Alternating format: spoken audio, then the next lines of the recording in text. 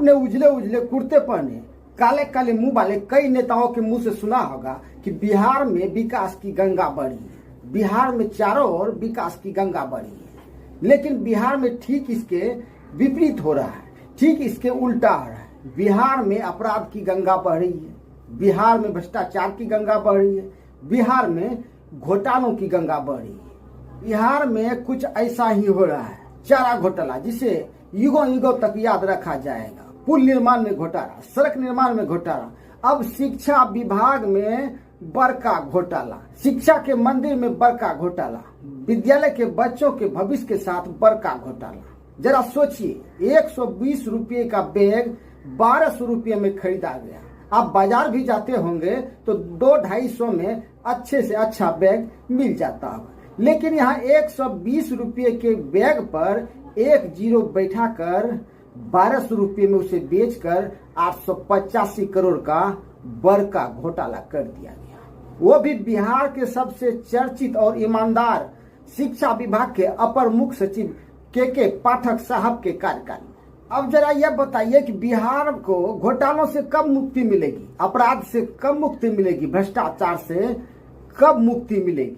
बिहार में हो रहे घोटाले, बिहार में हो रहे अपराध, बिहार में हो रहे भ्रष्टाचार पर एक पूरा का पूरा इतिहास लिखा जा सकता है, एक पूरी की पूरी मोटी किताब लिखी जा सकती है। तभी तो जदयू के एमएलसी जब सदन में शिक्षा विभाग में हुए घोटाले की पोल खोली तो सत्ता में बैठे मंत्री संतरी के पास कोई जवाब नहीं था, सत्ता के नेताओं के पास इस सवाल का कोई जवाब ही नहीं था।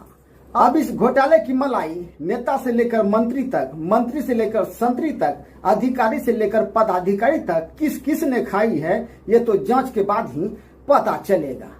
बिहार में रोज कहीं ना कहीं बन रहा पुल, बनाया पुल धड़म करके गिर रहा है। बन रही सड़कें, बिहार में बन रही सड़कें, बनी हुई सड़कें 1-2 महीने में ही टूट रही है। बिहार में सरेआम कत्लेआम हो रहा है, बीच चौराहे पर गोलियां चल रही है, महिलाओं की अस्मत लूटी जा रही है। सरकारी कार्यालय का एक भी ऐसा विभाग नहीं है जहां भ्रष्टाचार नहीं होता हो। सरकारी कार्यालय का हर विभाग भ्रष्टाचार के पिलर पर खड़ा है। बिहार में अपराधी खुलेआम नंगा नाच कर रहे हैं, दिन दहाड़े हत्या और लूट की घटना को अंजाम दे रहे हैं। कुछ दिनों पहले ही बिहार के पूर्णिया के तनिक शोरूम में दिन दहाड़े अपराधियों द्वारा 20 मिनट में 20 करोड़ के हीरे जेवरात की लूट कर ली गई, जिस पर पूर्णिया के सांसद पप्पू यादव ने कहा कि बिहार में बिहार सरकार का इकबाल अब पूरी तरह से खत्म हो चुका है। जमीन माफिया, ड्रग्स माफिया, भूमि माफिया, बालू माफिया के साथ पुलिस का पूरा सिस्टम मिला हुआ है। इस अवैध कमाई में पुलिस का हिस्सा भी बटा हुआ है।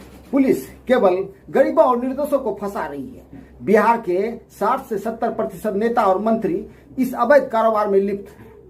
नेता और मंत्री अवैध कारोबार करके करोड़ों की संपत्ति बना रहे हैं। बिहार में पुलिस सत्ता और नेताओं का गुलाम बनकर रह गई है। पुलिस भ्रष्टाचारियों को बचाने में लगी हुई है। लूटिए, बिहार को जितना लूट सकते हैं लूटिए। जमीन का अवैध कारोबार करके, ड्रग्स का कारोबार करके, बालू का कारोबार करके, भ्रष्टाचार करके बिहार को जितना लूट सकते हैं लूटिए। बिहार में अब कुछ नहीं बचा है, बस एक दूसरे को गाली देना, एक दूसरे को नीचा दिखाना।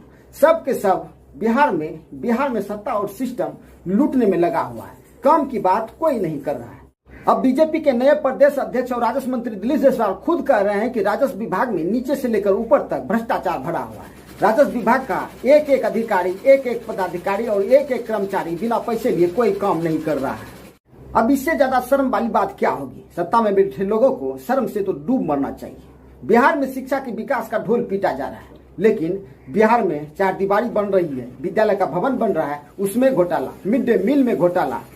और इससे ज्यादा शर्म वाली बात क्या होगी कि सरकार एक और जहां ढोल पीट रही है, वहीं नीति आयोग की रिपोर्ट कह रही है कि बिहार में शिक्षा का स्तर पहले से भी गर्त में चला गया है।